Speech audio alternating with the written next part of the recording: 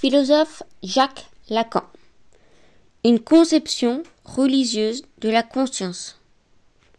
Pour commencer seulement à poser la question de ce qu'est le moi, il faut se détacher de la conception que nous dirons religieuse de la conscience. Implicitement, l'homme moderne pense que tout ce qui s'est passé dans l'univers depuis l'origine est fait pour converger vers cette chose qui pense, création de la vie, être précieux, unique, sommet des créatures, qui est lui-même, dans lequel il y a ce point privilégié qui s'appelle la conscience.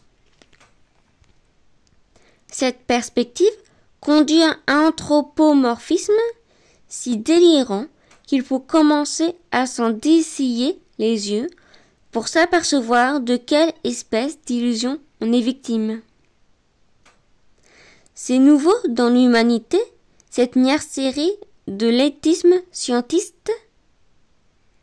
Comme on se défend à l'intérieur de la science contre tout ce qui peut rappeler un recours à l'être suprême, pris de vertige, on se précipite ailleurs pour faire la même chose, se prosterner.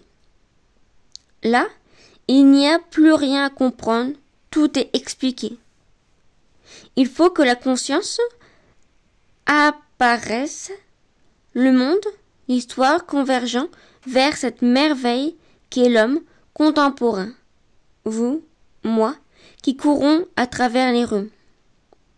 L'éthisme purement sentimental, véritablement incohérent de la pensée scientiste, la pousse par contre-coup à faire de la conscience le sommet des phénomènes.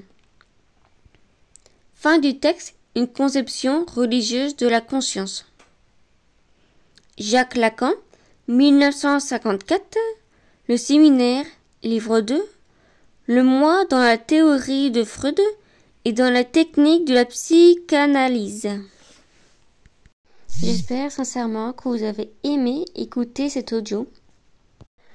Si vous vous abonnez et que vous activez la petite cloche, vous recevrez une notification tous les samedis, sans exception, d'une vidéo, que ce soit un texte, un poème ou bien un livre qui a été publié.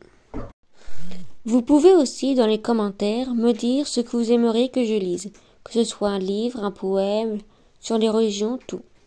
Je verrai ce que je peux faire. À la semaine prochaine, j'espère.